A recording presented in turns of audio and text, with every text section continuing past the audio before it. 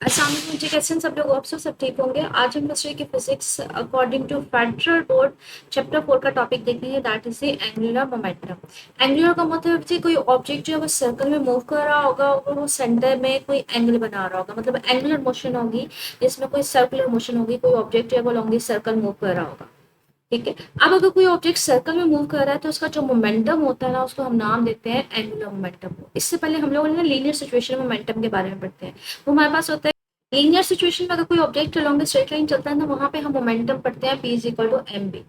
मतलब वो डिपेंड करता है मास और वेलोसिटी के ऊपर। मतलब मिसाल के तौर पे अगर कोई ऑब्जेक्ट जो है वो लॉन्ग स्ट्रेट लाइन जा रहा है, ठीक है, अगर वो स्ट्रेट लाइन लॉन्ग मूव कर रहा है, जैसे वो गाड़ी हो गई, कोई बॉल होगी, कुछ भी होगी, तो इस केस में हमारे पास उसका जो मोमेंटम होता है उसको लीनियर मोमेंटम कहते हैं।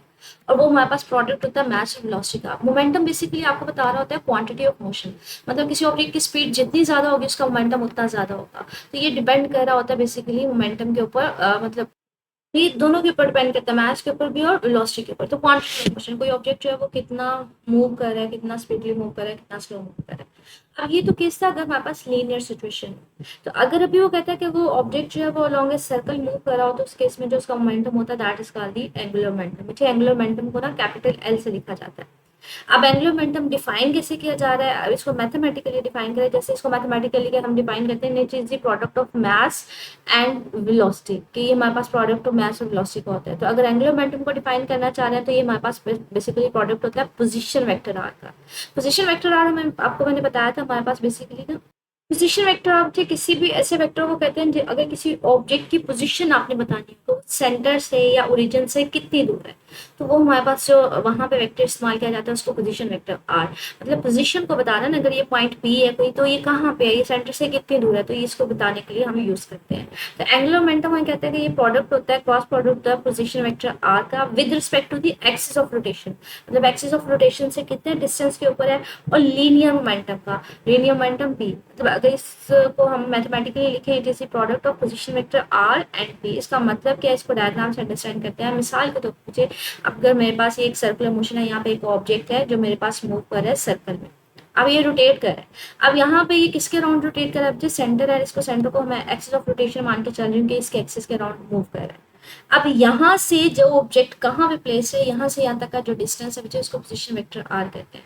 इसका प्रोडक्ट प्लस आपके पास बच्चे ये ऑब्जेक्ट, मैंने कहा था जब भी सर्कल में मूव करते हैं तो हर पॉइंट पे उसकी जो वेलोसिटी होती है वो लॉन्गली टेंजेंट होती है। यहाँ पे जो उसकी वेलोसिटी होगी वो लॉन्गली टेंजेंट होगी, यहाँ पे ऑब्जेक्ट की वेलोसिटी होगी वो लॉन्गली टेंजेंट होगी। तो हमारे पास अगर सर्कल में मूव कर रहा है तो किसी भी पॉइंट के ऊपर जो उसकी वेलोसिटी होती है, लीनियर वेलोसिटी होती है, वो लॉन्गली टेंजेंट होती है। लाइक जैसे मैंने आपको दिखाया भी, मतलब अगर ऑब्जेक्ट जब भी सर्कल में मूव करता है तो हर पॉइंट पे जो इसकी लीनियर वेलोसिटी होती है वो लॉन्गली टेंजेंट होती है। यहाँ पे लॉन्गली टेंजेंट होगी, यहाँ पे लॉन्गली टेंजेंट होगी, तो हर पॉइंट पे उसकी जो लीनियर वेलोसिटी होती है वो लॉन्गली टेंजेंट होती है।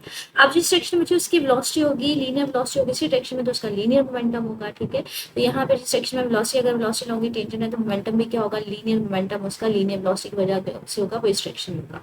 अब ये जो पोजीशन वेक्टर आर में और लीनियर मोमेंटम में हमारे पास क्रॉस प्रोडक्ट है, वो हमारे पास क्या होता है, एंगुलर मोमेंटम होता है।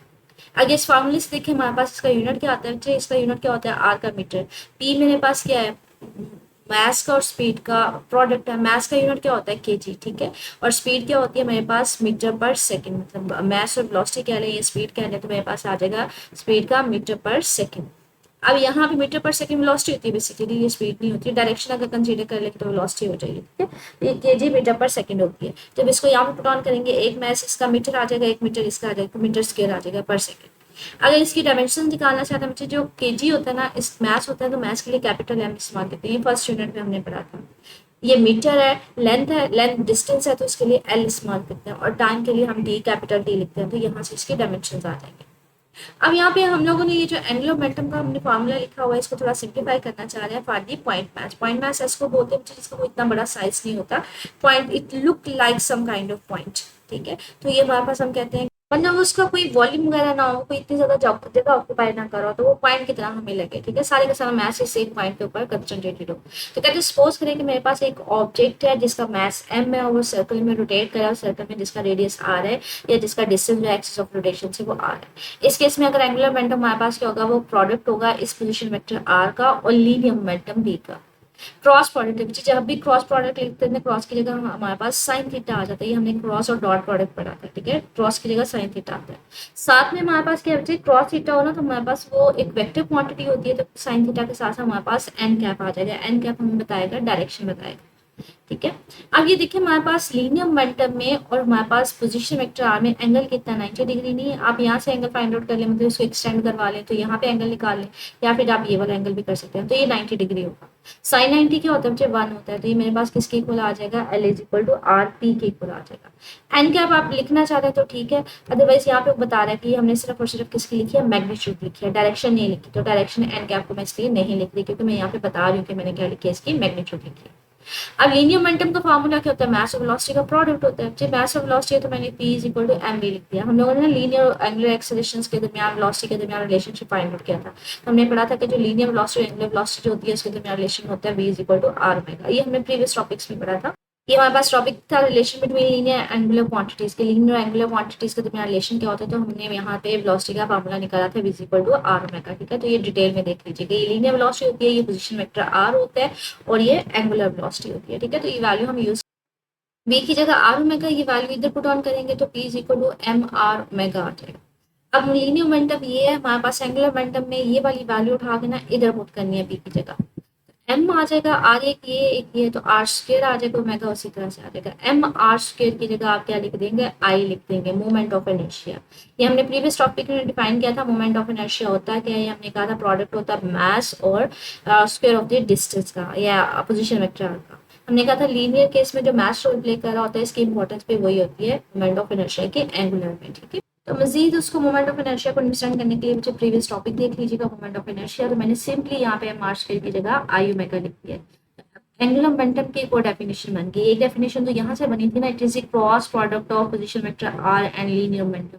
एक डेफिनेशन यहाँ से बन जाएगी, it is a product of moment of inertia and angular velocity, ठीक है। तो ये डिफाइन किया जाता है, एक और इसकी डेफिनेशन आ गई। ये वाला फार्मूला चाहिए, ये एमसीक्यू में भी पूछ लिया जाता है। L is equal to I omega, L is equal to I alpha, L is equal to third four option जो भी पूछ लेते हैं। तो ये आई ओमेगा की होता है, प्रोडक्ट होता है किसका, मोमेंट ऑफ इनर्शिया का। चाहिए इसको आई को मोमेंट ऑफ इनर्शिया कहते हैं एंड एंगुलर वेलोसिटी का, ठीक है। कहते हैं ये हमारे पास जैसे बिल्कुल जैसे हमने ऊपर डिफाइन किया था, लाइक लीनियर मोमेंटम हम डिफाइन करते हैं। लीनियर मोमेंटम हमारे पास क्या आता है, प्रोडक्ट होता है मास का और वेलोसिटी का। ये लीनियर सिचुएशन में, लीनियर सिचुएशन में कि जब कोई ऑब्जेक्ट है वो स्ट्रेट लाइन में मूव कर रहा है। ये हमारे पास मोमेंटम है एंगुलर सिचुएशन में, कि एंगुलर मोमेंटम किसके इक्वल होता है, आई ओमेगा। लीनियर में जो रोल मास प्ले करते हैं ना, एंगुलर में वही रोल जो है मोमेंट ऑफ इनर्शिया प्ले करते हैं। लीनियर में जो रोल हमारे पास वेलोसिटी प्ले कर रही होती है, एंगुलर में वही एंगुलर वेलोसिटी प्ले कर रही होती है। तो कहते हैं ये लीनियर मोमेंटम है।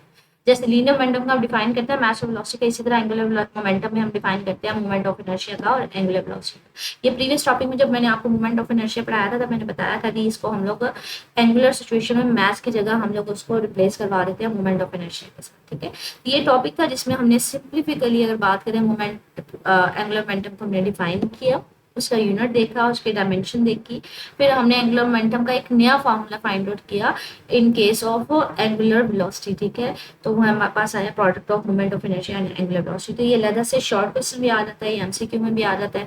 समटाइम ये क्वेश्चन आता है prove that L is equal to I omega. तो आपने यहाँ से स्टार्ट करना होता है इसको, ठीक है। यहाँ से स्टार्ट करके इसको राइट आउट करना होता है। ये एमसीक्यू में आपके पास यूनिट पूछा जाता है एंगुलर मोमेंटम का, डायमेंशन भी आपके पास पूछी जाती है एमसीक्यू में। इसके अलावा शॉर्ट क्वेश्चन में आ जाता है डिफाइन करें एंगुलर मोमेंटम, तो उसमें आप इसको डेफिनेशन लिखेंगे, फार्मूला लिखेंगे, यूनिट और इसकी डायमेंशन पुट ऑन कर देंगे। ये मैंने आपसे ऑलरेडी बताया कि ये हमारे पास फार्मूला एमसीक्यू में पूछ लिया जाता है। आगे हमारे पास अगर एंगुलर मोमेंटम फाइंड आउट करना हो हमने रिजिड बॉडी के लिए, मैंने आपको पहले जब हमने मोमेंट ऑफ इनर्शिया बताया किया था तो तब मैंने आपको एक्सप्लेन किया था रिजिड बॉडी इस बॉडी को कहते हैं। पहली बात कि वो सॉलिड बॉडी। दूसरी बात अगर वो रोटेट कर रही है तो उसकी शेप चेंज ना हो। मिसाल के तौर पर ये मेरे पास एक रिजिड बॉडी है, आपने उसको सेंटर पे फिक्स कर दिया हुआ है, ठीक है, सपोर्ट दे दी हुई है, और अब ये सेंटर के आप इसको रोटेट करवाओगे तो ये सेंटर के अराउंड ही रोटेट करेगी। तो इसका एक्सिस ऑफ रोटेशन क्या होगा, ये इसका सेंटर पॉइंट होगा। सेंटर में से जो लाइन पास ऑन करेगी that will be the axis of rotation. अब हमारे पास क्या है कि इसको मैंने रिजिड बॉडी, मतलब अगर इसमें रोटेट करवाऊंगे ना तो इसकी शेप वगैरह चेंज नहीं होगी। और दूसरा ये सॉलिड है तो इसको मैं रिजिड बॉडी कह देती हूँ। कहते सपोज करें ये रिजिड बॉडी है, डिफरेंट मैंने यहाँ पे ना इसमें पॉइंट्स ले लिए, डिफरेंट मैसेज ले लिए। मैंने एक पॉइंट यहाँ पे लिया, मैंने कहा इसका मैस M1 है, फिर मैंने एक पॉइंट यहाँ पे लिया, इसका मैस मैंने बोल दिया M2 है, फिर मैंने मैस एक यहाँ पे लिया, इसका मैस मैंने M3 बोल दिया, इसका मैस मैंने M4 बोल दिया, और यहाँ पे एक मैस लिया जिसका मैंने एन बोल दिया, up to so on 1 2 3 4 5 6 and so on. अब मैं कहती हूँ फर्स्ट मैथ का जो सेंटर से डिस्टेंस है ना, पोजीशन वेक्टर आर मैंने क्या था कहा था, पोजीशन वेक्टर आर मैंने कहा था उसको कहते हैं जो सेंटर से डिस्टेंस बता रहा होता है, एक्सिस ऑफ रोटेशन से डिस्टेंस बता रहा होता है। तो इस पार्टिकल का डिस्टेंस जो है मैं कहती हूँ R1 है, यहाँ से यहाँ तक का डिस्टेंस R2 है, यहाँ से यहाँ तक का डिस्टेंस R3 है, R4 R5 up to so on Rn है, ठीक है। तो यहाँ पे ये कह रहा है कि सपोज करें हमने एक रिजिड बॉडी ली जो नंबर ऑफ मैसेज से मिलकर बनी है, तो हम डिफरेंट मैसेज ले रहे हैं, for example M1 M2 M3 so on, इनका डिफरेंस जो है ना एक्सिस रोटेशन से डिफरेंट है। अब मैंने क्या करना है, एंगुलर मोमेंटम मैं इस मैच के लिए फाइंड आउट करूंगी, M1 के लिए, फिर M2 के लिए, फिर M3 के लिए, M4 के लिए, M2 सो ऑन Mn के लिए, और सबको ऐड अप कर दूंगी। तो एंगुलर मोमेंटम सबके लिए फाइंड आउट करेंगे, L1 L2 and so on. Angular momentum का फार्मूला क्या था बच्चे, एंगुलर मोमेंटम का फार्मूला अभी हमने फाइंड आउट किया, दैट इज आई ओमेगा। मैं अगर डिफरेंट सारे पार्टिकल्स के लिए फाइंड आउट करूंगी, आई ओमेगा के बच्चे यहाँ पे आई की जगह नहीं हम पुट कर रहे हैं, हम लोग यहाँ पे ये वाला फार्मूला पुट ऑन कर रहे हैं, L is equal to M r square omega. अब फर्स्ट मैथ्स के लिए होगा तो बच्चे M1 आ जाएगा, और हमारे पास क्या आ जाएगा, R1 का स्क्वायर आ जाएगा, और यहाँ पे मेरे पास क्या आएगा, L1। अब जब ये रोटेट करेगी ना बच्चे, हमारे पास हर पार्टिकल जो है, हर मैच है, वो एक ही एंगुलर वेलोसिटी के साथ मूव करेगा, एंगुलर वेलोसिटी चेंज नहीं होगी। तो एंगुलर वेलोसिटी सेम है, चेंज किया है पार्टिकल का मास या उसका सेंटर से डिस्टेंस, ये डिस्टेंस कम है, अगर एच पे लेंगे तो डिस्टेंस ज्यादा हो जाएगी एंड सो ऑन। तो उसके हिसाब से अगर ये दो क्वांटिटी चेंज हो रही है तो एंगुलर मोमेंटम भी चेंज होगा। फर्स्ट के लिए अगर 1 1 लिखूंगी तो सेकंड के लिए क्या होगा, फिर उसके लिए मास भी चेंज हो सकता है M2, और डिस्टेंस वैसे ही चेंज है R2, तो उसके हिसाब से फिर एंगुलर मोमेंटम भी क्या होगा, वो चेंज होगा L2। तो इस तरह डिफरेंट पार्टिकल्स के लिए हम एंगुलर मोमेंटम राइट ऑन करेंगे। फर्स्ट पॉइंट 1 के लिए, फिर हमने पॉइंट 2 के लिए लिखा, 3 के लिए, अप टू सो ऑन हमने n पार्टिकल के लिए लिख दिया, ठीक है। L n is equal to m n r n का स्क्वायर ओमेगा एंड। अब इन सबको क्या करेंगे, हम ऐड अप कर लेंगे, इन सबको हमने ऐड अप कर लिया। यहाँ पे हमने क्या है कि सारे के सारे पार्टिकल जो है वो एक ही एंगुलर वेलोसिटी के साथ रोटेट करेंगे, इसलिए 1 2 3 लिखने की जरूरत नहीं है, सबकी जगह आप ओमेगा लिखेंगे, सबकी जगह आप ओमेगा पुट ऑन करते हैं। अब इन सब में कॉमन क्या है बच्चे, हमारे पास ओमेगा कॉमन है। मेक श्योर कीजिएगा बच्चे जब आप इसको रोटेट करवाएंगे ना, तो जैसे रोटेट करेगी ये एक ही एंगुलर वेलोसिटी के साथ रोटेट करती है, ठीक है। स्पीड सेम होती है, डायरेक्शन भी सेम होती है, सबके एक्सिस ऑफ रोटेशन यही होगा, तो इसमें वो चेंज नहीं होगा। तो एंगुलर वेलोसिटी सबके लिए सेम है, ठीक है। आपके पास पहले हमने 1 2 3 लिखा, पहले भी लिखने की जरूरत नहीं है, इन केस अगर बुक के अकॉर्डिंग चलते हैं तो हमने अगर सबके लिए 1 1 लिखा तो सबके लिए लिख देंगे 2 2, लेकिन बाद में वो असम्पशन लगा रहा है कि सबके लिए एंगुलर वेलोसिटी क्या है, सेम है, तो कोई लिखने की जरूरत नहीं है, सबकी जगह ओमेगा लिख दिया, ओमेगा को कॉमन कर दिया। अब ये मोमेंट ऑफ इनर्शिया है, फर्स्ट ऑब्जेक्ट का, फर्स्ट मास का पार्टिकल का, सेकंड पार्टिकल का, third particle and so on. अब ये देखिए इन चीजें ऐड हो रही हैं मुझे, अगर एक से ज्यादा चीजें ऐड हो रही हो तो हम क्या करते हैं, उसके लिए हम समेशन साइन इस्तेमाल करते हैं, ये सिग्मा साइन इसको बोलते हैं, ठीक है। अब जो चीज समेशन साइन मैंने लिख दी बच्चे, इसको कुछ बच्चे समेशन बोलते हैं, कुछ बच्चे इसको सिग्मा बोलते हैं, ठीक है। अब जो चीजें चेंज हो रही है ना, जहाँ पे 1 2 3 सो ऑन आ रहा है, उसकी जगह आई लिख दें, यहाँ पे चेंज हो रहा है, एम भी चेंज है, आर भी चेंज हो रहा है, तो जहां जहां पे वो चेंज आ रही है वहां पे आई आई लिखती है, बाकी चेंज करने की जरूरत नहीं है, ओमेगा भी इसी तरह से रहेगा, ठीक है। अब कहां से कहां तक चेंज हो रहा था, 1 से लेके n तक चेंज हो रहा था, तो आई की लिमिट मैंने लगा दी 1 to n, तो ये हमारे पास एंगुलर मोमेंटम आ गया particles of the rigid body. अच्छा, मोस्ट कॉमनली लॉन्ग क्वेश्चन आता है, डिफाइन करें एंगुलर मोमेंटम को and find out the expression for the angular momentum of a rigid body. तो आपने ये वाला जो टॉपिक है ये डिटेल में बताना होता है, रिजिड बॉडी के लिए आपने फार्मूला फाइंड आउट करना होता है। तो यहाँ तक हमारे पास एक नेक्स्ट लॉन्ग क्वेश्चन आ गया। नेक्स्ट एक छोटा सा टॉपिक है मजीद, relation between the torque and the angular momentum. Torque के दरमियान और एंगुलर मोमेंटम के दरमियान रिलेशन किया, हमने एक नया फार्मूला फाइंड आउट करना है जो रिलेशन बताएगा between torque and angular momentum. Torque हम बहुत स्टार्ट से पढ़ते आ रहे हैं, हमारे पास क्या होता है टॉर्क, हमारे पास ये होता है कि फॉर एग्जांपल अगर कहीं पे ऑब्जेक्ट कहीं प्लेस पड़ा हुआ है, तो ठीक है आपका सेंटर से उसका डिस्टेंस आ रहा है, अगर आप इस पॉइंट के ऊपर, इस ऑब्जेक्ट के ऊपर कोई फोर्स लगाते हैं, लीनियर फोर्स लगाते हैं, ठीक है। अगर आप फोर्स लगाएंगे तो ये ऑब्जेक्ट जो है या ये पॉइंट ऑब्जेक्ट जो है ये मूव करना शुरू हो जाएगा, ये टर्न करना शुरू हो जाएगा, ये रोटेट करना शुरू हो जाएगा लॉन्ग द सर्कल। तो ये जो इसमें टर्निंग इफेक्ट प्रोड्यूस होगा, ये जो रोटेशन प्रोड्यूस होगी, that is called the torque. Torque हम बेसिकली डिफाइन करते हैं, it is the product of position vector r and force. मतलब पोजीशन वेक्टर r क्या होता है, सेंटर से पिवट पॉइंट से लेके वहां तक का डिस्टेंस जहाँ पे आप फोर्स लगा रहे हो, तो ये फोर्स वैसे फोर्स है। तो अगर किसी ऑब्जेक्ट के ऊपर आप कोई फोर्स अप्लाई करते हो, तो यहाँ से यहाँ तक का जो डिस्टेंस होता है इस पोजीशन वेक्टर r का, और कितनी फोर्स अप्लाई कर रहे हो, इन दोनों का जो प्रोडक्ट होता है वो टॉर्क होता है, ठीक है। वो रोटेट करना शुरू हो जाएगा, तो जो टर्निंग इफेक्ट होता है that is called the torque.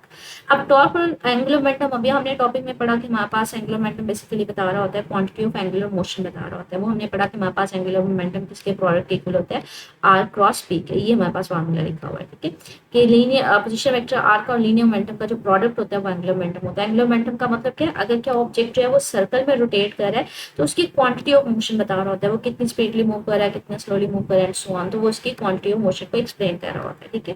तो ये मेरे पास आ जाता है r क्रॉस p। अब हमने रिलेशन निकालना है टॉर्क के दरमियान और एंगुलर मोमेंटम के दरमियान, तो वो फाइंड आउट करते हैं। अब ये जो एक्सप्रेशन है एंगुलर मोमेंटम का, कहते हैं इसको दोनों साइड्स में ना डेल्टा बाय डेल्टा टी से डिवाइड कर दो, इस साइड से भी इस साइड से भी मल्टीप्लाई करो। सॉरी, अब अगर इस साइड से मल्टीप्लाई करेंगे तो ये delta by delta T into L आ जाएगा और यहाँ पे आ जाएगा। अब यहाँ पे एक चीज देखिए, जिस सर्कल में जब भी ऑब्जेक्ट को रोटेट कर रहा है, लीनियर मोमेंटम तो चेंज हो रहा है, क्योंकि लीनियर मोमेंटम मेरे पास क्या है, मेरे पास मास और वेलोसिटी का प्रोडक्ट है, ठीक है। Linear momentum is the product of mass and velocity. और अगर ऑब्जेक्ट जो है वो सर्कल में मूव कर रहा है तो हर पॉइंट पे वेलोसिटी की डायरेक्शन चेंज होगी। यहाँ पे ये अगर यहाँ पे पॉइंट ऑब्जेक्ट आ जाएगा तो वेलोसिटी की डायरेक्शन चेंज हो जाएगी, तो मोमेंटम तो चेंज हो रहा है, लेकिन हर पॉइंट पे जो डिस्टेंस है इस सर्कल का, जो रेडियस है उसको चेंज नहीं होगा। वो तो यहाँ पे भी इतना ही होगा, यहाँ पे भी इतना ही होगा, तो वो चेंज नहीं होगा, तो वो बाहर आ जाएगा। चेंज किसके ऊपर अप्लाई होगा बच्चे, लीनियर मोमेंटम के ऊपर। अब लीनियर मोमेंटम के ऊपर हम लोगों ने ना प्रीवियस चैप्टर से पढ़ा हुआ है कि time rate of change of linear momentum जो होता है वो फोर्स के इक्वल होता है, तो इसकी जगह फोर्स आ जाएगा। तो अब यहाँ पे मेरे पास क्या आ गया, delta L by delta T, उसी तरह से आर और उसकी जगह delta P bye delta T की जगह एफ आ गया।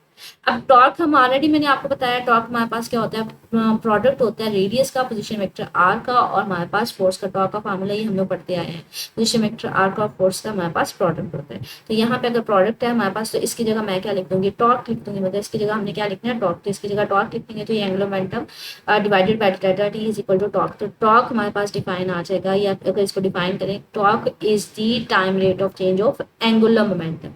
टाइम के हिसाब से जितना एंगुलर मोमेंटम चेंज होगा वो आपको प्रोवाइड करेगा टॉर्क, ठीक है। तो ये रिलेशन है, ये एमसीक्यू में भी पूछा जा सकता है, आपके पास ये शॉर्ट क्वेश्चन में भी ये पूछा जा सकता है, find out the relation between torque and angular momentum. ये लॉन्ग क्वेश्चन भी इटसेल्फ हो सकता है, ठीक है। तो ये डिफरेंट तीनों वेज में पूछा जा सकता है। ये हमारे पास कॉम्प्रिहेंसिव क्वेश्चन है 4.5, derive the relation between the torque and angular acceleration. अच्छा, ये हमारे पास, सॉरी, ये हमने एंगुलर मोमेंटम वाला फाइंड आउट किया, तो ये वाला टॉपिक इसमें नहीं आएगा, इसमें 4.3 आएगा। Drive the expression for angular momentum for rigid body.